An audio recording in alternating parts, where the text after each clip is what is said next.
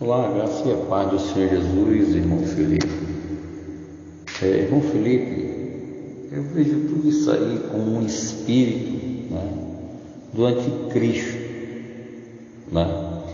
A gente vê lá no Apocalipse, capítulo 12, capítulo 13, capítulo 17, 18, né? A gente vê a união da igreja e do Estado e a igreja, né? E isso acontece num período tribulacional, dentro da grande tribulação, não é?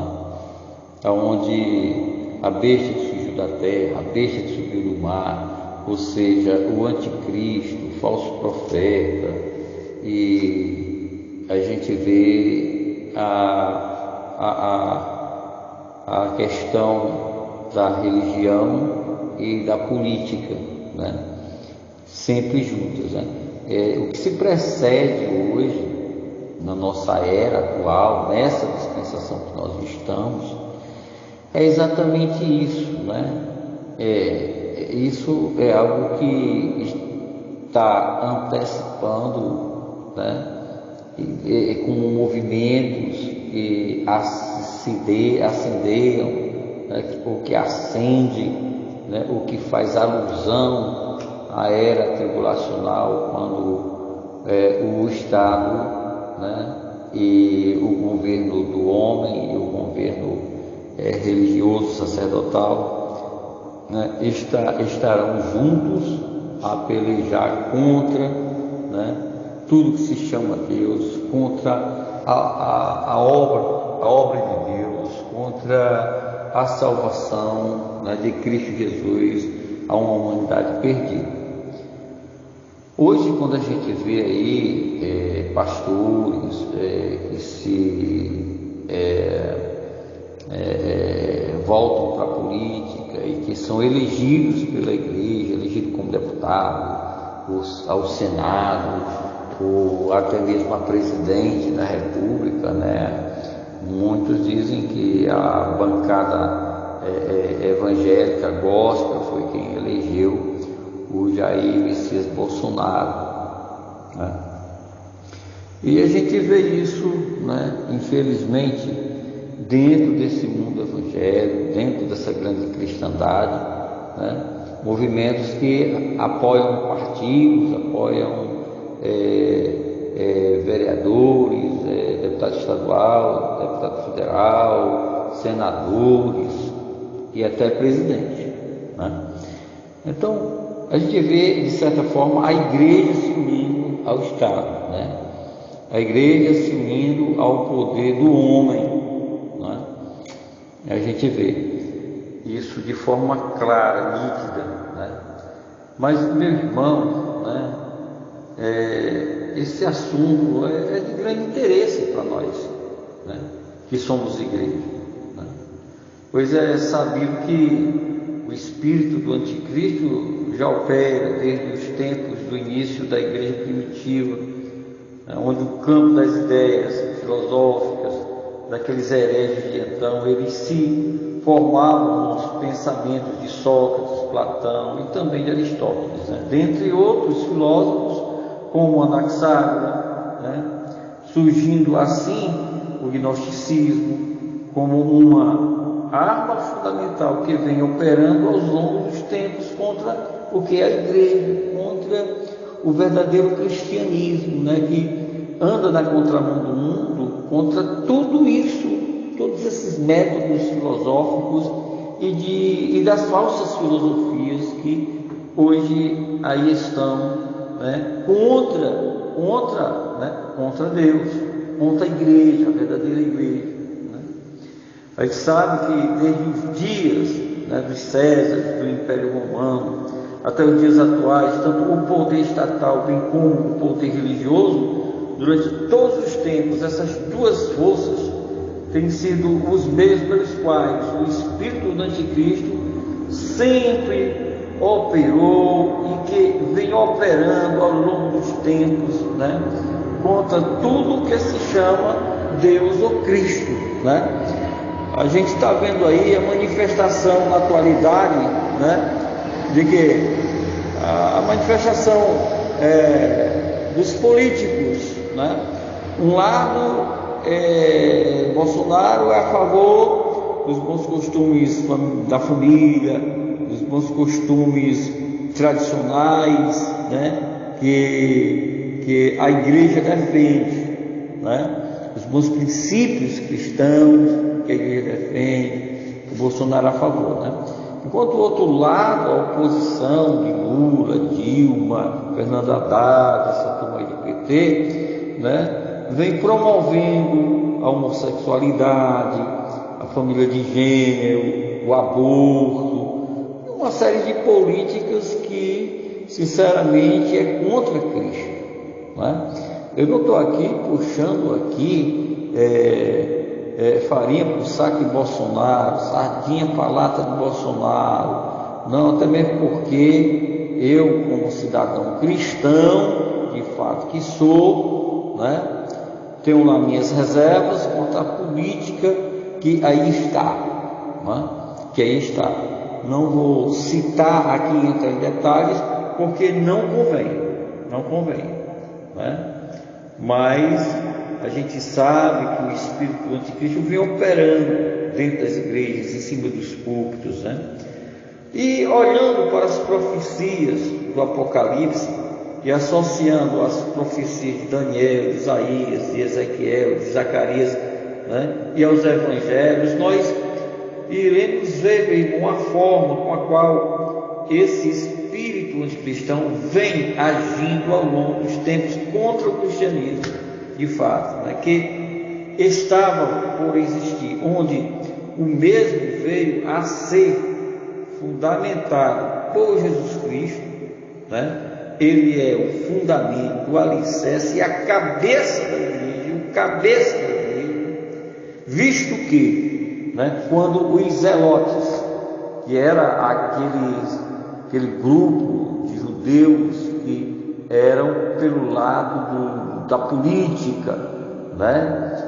E eles quiseram eleger Jesus Cristo por algumas vezes a rei de Israel para livrá-lo do cativeiro do Império Romano que prevalecia sobre as nações, mais de 123 províncias, né, do antigo mundo, né, daquele mundo de então, né, eram dominados pelo Império Romano. E nós sabemos que a história, né, dos judeus, eles estiveram também debaixo do cativeiro de Roma, né, e pagando os impostos a César, né, e que os zelotes, eles queriam, né, e desejavam serem libertos, né, do cativeiro romano, e eles queriam, né, eles viram Jesus Cristo pregando uma boa mensagem, o poder de oratória de Cristo Jesus, né, diante das plateias, diante das multidões, altamente influenciadora, né, e totalmente, né, irrefutável, né? Os zelotes, vendo isso, eles desejaram eleger Jesus Cristo a rei, e Jesus Cristo fugia da presença dos zelotes e daqueles que queriam envolver Jesus Cristo com a política. E vejamos só o que Jesus Cristo diz, né? De a César que é de César e a Deus que é de Deus. E quando Jesus esteve diante de Pilatos, Jesus Cristo disse: olha, o meu reino é eterno, daqui eu não sou, né? E mesmo assim é o reino da igreja, ele é eterno. Nós que somos verdadeiros cristãos, nós estamos aqui como peregrinos e forasteiros, não somos dessa terra, não somos deste mundo, né? Não somos, né? Isso é escatologia pura, né? A gente vê quando Paulo fala lá aos Filipenses, no capítulo 3, versículo 20 e 21, ele diz assim: mas a nossa pátria está nos céus, de onde também esperamos o nosso Senhor e Salvador Jesus Cristo, né?